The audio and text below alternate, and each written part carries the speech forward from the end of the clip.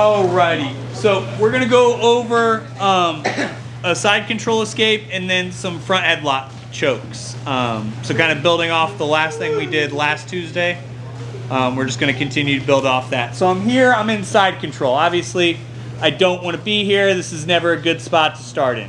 So big thing I'm gonna do, I'm gonna bridge and I'm gonna get my frames in. Bottom hand kind of framing out that hip, top hand framing out that jawline. Keeping here. I'm not trying to bench press James off of me. That's never gonna work. Don't do it. Boom, I'm just trying to create that little bit of space. Now, one thing I really like to do is I like to roll into him and drive in here. As soon as I do that, I'm trying to sit his butt back to his heels. As soon as I do that, I'm gonna look to sneak the hand that's on the hip across to the far side hip, here. As soon as that hits the far side hip, I'm gonna swing my bottom leg through here, looking to come all the way out. So I'm here with James, I get my frames in, I sit him back to his hips, this hand sneaks in, here, and comes through. Now, as soon as my head pops out, we have a couple options, right? Option A is going to be, we're going to look for the darts first. Option B is going to be to come up and get into that kind of wrestling front headlock position. We'll work some different stuff from there. But if all goes well, you just turn your hand from facing in to facing out. You should be able to swing up and grab your arm here. Now, you're looking to put your hand right on top of your bicep here. And you're not trying to just rest your hand on his back. I'm looking to scratch his far side ear. So my hand, this hand should be reaching all the way over and around to this ear. While I'm doing that, I'm trying to curl his head and chest into his chest and walk my hips into him here. All right. So we're here. I get my frames in. Boom. I set him down. I swing this leg through. Turn my hand, walk into him, and I'm looking to get him onto that side as I curl these elbows in and walk my hips in. So I'm right here. Boom. Got my frames. Bridge into him. I want him to sit back so that this hand can sneak out. As I come here, this hand just stays in place. As I walk my feet out, I'm looking to pull in, grab. Once you get this locked, a lot of people just try to walk into him. If James is still on all fours here, he's going to be difficult to finish. So as I'm doing this, I'm looking to set him to that hip. The second I get you to the hip, it sucks, doesn't it? It's what you're looking for. So when I'm here, I'm not looking to leave him on all fours. I'm trying to snap this hand in as I sit him to that hip, and then curl my elbows down and squeeze. Questions on this? It's ghost escape into a darce. You can call it other things. That's what I've always heard it called, the ghost escape, because you're slipping out from underneath that. Questions on that? Like I said, we learned it last Tuesday. I want to go over it in more detail here, and use it to come up and work on a few other front headlock chokes and things like that I enjoy. Alrighty? 1, 2, 3. I'm here. Boom. I get to here, right? Actually, turn. Boom. So, I bridge into him. Boom. I get my hand out. I start to come out. But let's just assume I come out here, and for whatever reason, I'm not confident in that darce, or my hands move, he moves, something bad happens, right? Boom. I don't just want to stay laying on my side, kind of in this weird position. Boom. All I want to do is come up, boom, and come into that front headlock position. Couple key details about where you want to be positionally here. One, I don't want to be head on with him, so I don't want to be here. That's just an easy way to get taken down. I always like to be shifted off to one side, generally the side that I'm going to have the arm on. My front hand, I'm going to cup his chin, and my shoulder, James is wearing a great gi for this today, wherever this little crown patch is supposed to sit, that's where I'm putting my shoulder pressure, here. Now, this leg, active toes in the mat, and I'm here and I'm pulling up on this elbow. All right?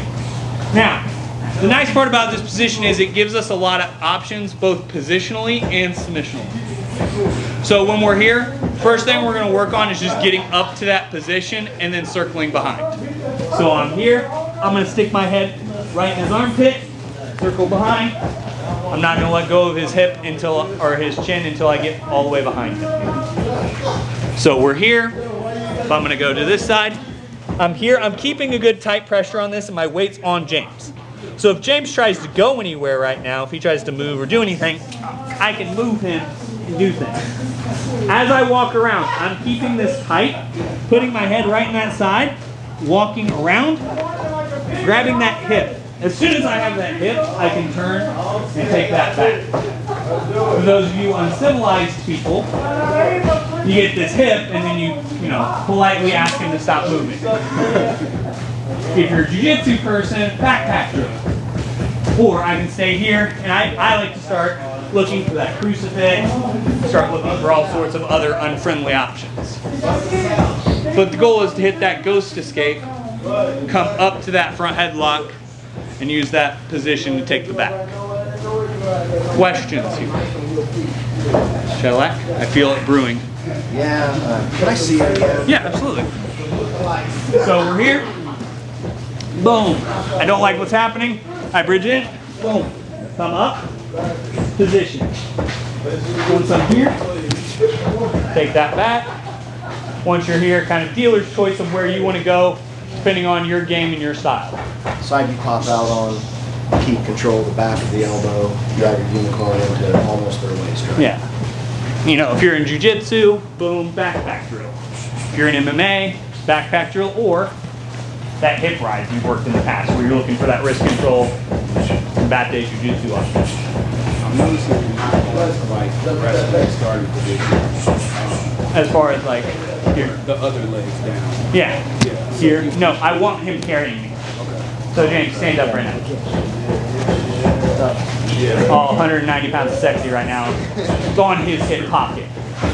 Because I want him to come in. If he starts driving into me here, especially Driving the outside. enough to make him carry me, not pushing him over. So my goal isn't to break him down with that. If I want to break him down, I'm going to go cross wrist. And then break him, then come in. But I'm looking to make him carry me.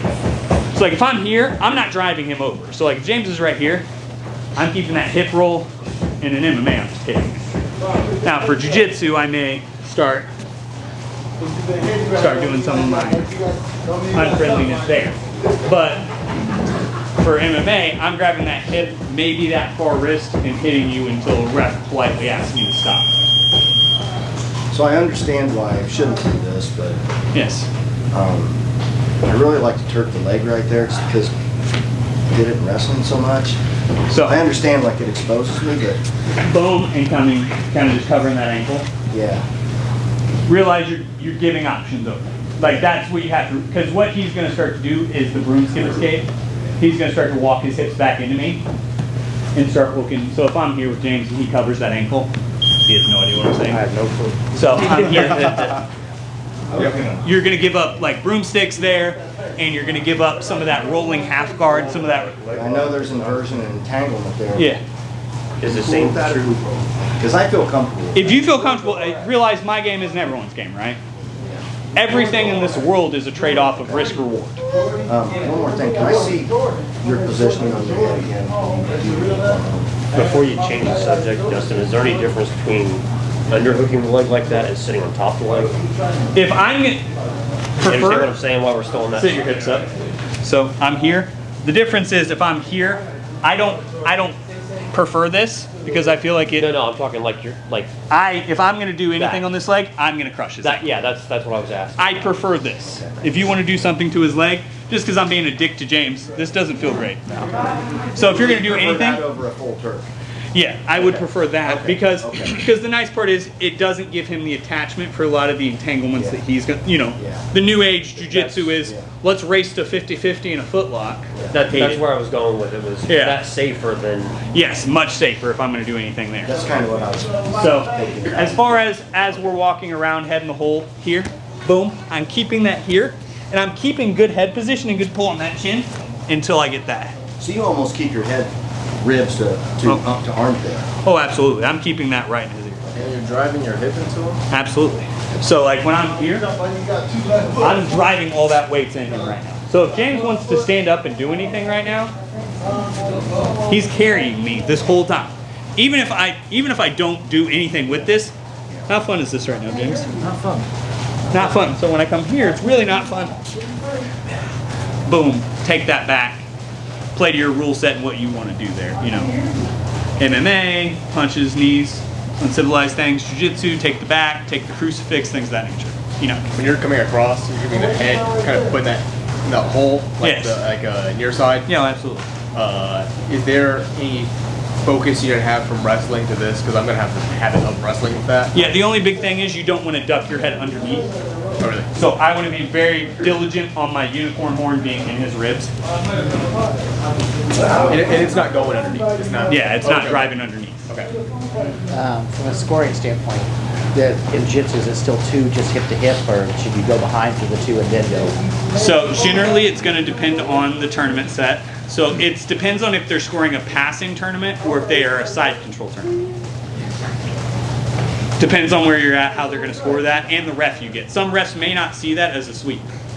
Okay, that's what I was. Optically, I would disagree, and a lot of places won't score that because they went to all fours, because they don't consider turtle a bad position, which Right. I fucking disagree with. Right. Once again, I'm not king of the world, I don't get to make up all the rules, but I think if you give up your back, that sucks, and you Even should from probably... like a standing position with that front headlock, when you get to that side, is that going to be a takedown? 'Cause Not in wrestling, generally. you usually have to get behind them. That's what. Not generally. Huh? Not generally, they're going to score that. Until you truly take back, they're probably not scoring many points. Okay, that's what I was wondering. So you could put your leg behind him, and the referees get the takedown points, then go hit the. Yeah, then you can probably, Okay. you should be able to. Okay, that's what I was wondering. Is there a reason they're specifically going to the chin instead of the armpit or the cage? So, I like head control. Correct. So one, it's gi-no-gi. Always. Especially don't consider the armpit. So, reason I go here, and I'm catching this elbow here. If I'm in the armpit, James, move your arm around. No, I'm talking about the headlock arm. Oh, like bringing this in deeper? Yes. Deep mobility. So if this is in this deep, harder to get out. Okay. Easier for him to control. Where if I'm short elbow, so like most wrestlers, me, JJ, if I have my hand way in here, he's gonna start to fight this hand.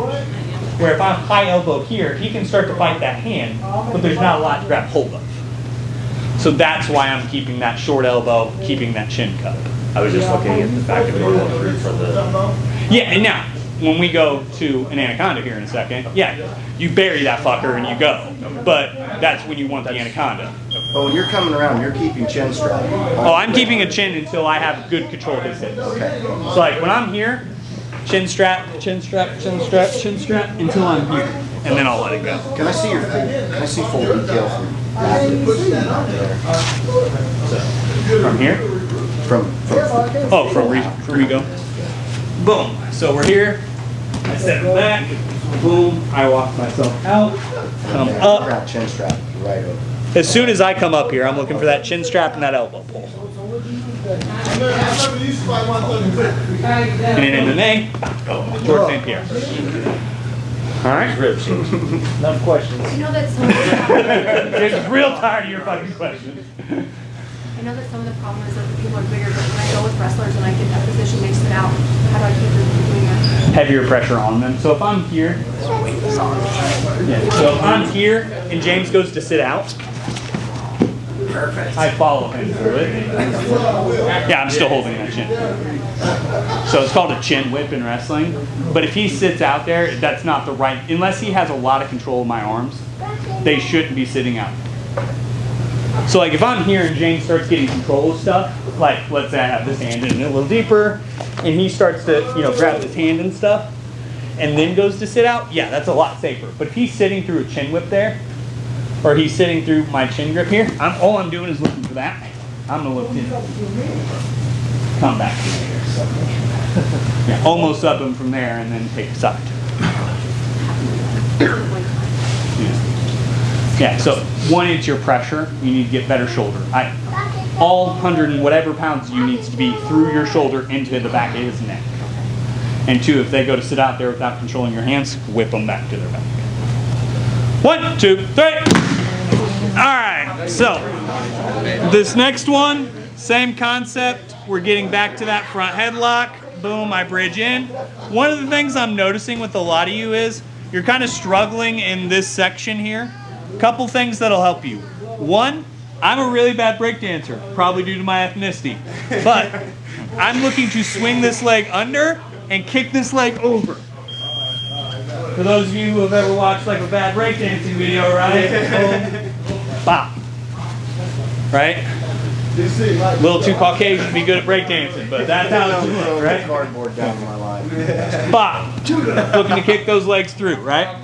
Boom. As I'm kicking that through, I'm looking to come up here. And I'm looking for James to carry my weight here, guys. The reason James hates the fact that you're asking questions is because he's carrying all 190 some pounds of me right now. So you want to make them carry you here.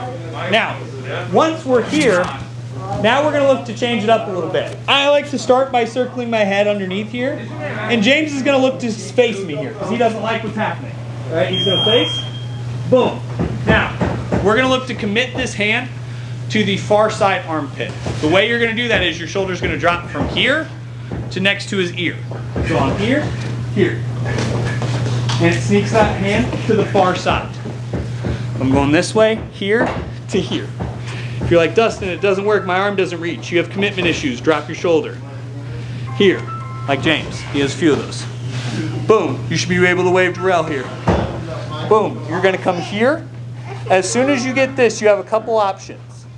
The fancy option is roll and walk in and finish. You don't have to do that though. That's just if you want to be fancy. Fancy smancy. Gator roll. It is a gator roll. There. If you're not a fancy smancy guy, all you're going to do is sit into him like we're doing the baseball sit-outs and walk into him. I think that one's worse physically for him because it compresses him so much faster, where I feel like the roll, you stay extended and they fight a lot easier in that one for whatever reason. I think it's just there's too much motion, where if you sit out into him, the goal is to fold him up like this. And I think the sit out gets there a little bit. Yes. So I'm here, James really appreciates it. Boom, I bridge, come out, boom, I'm here. Boom, I'm here. I sit this hand in, I pull this elbow up.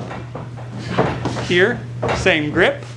As soon as you get here, I sit into him. I'm loosening my grip so that James doesn't die. But I'm here. I'm still looking to reach all the way back to the back of his t-shirt tag as I walk my hips in and squeeze. Anaconda. Question. Your buns don't want none? What was that? Is that the right quote? All right. But questions on this one? So I noticed when you got your chin strap, you're up feet. Boom. I'm dropping to that knee to hit that because this is all happening quick. It's happening a little slow because I'm talking right? But if I'm here with James, right? Boom. I'm here, I'm working, I'm trying to move. Stop. Even though I don't have a good bite here, I'm still going to look for it and rehunt it.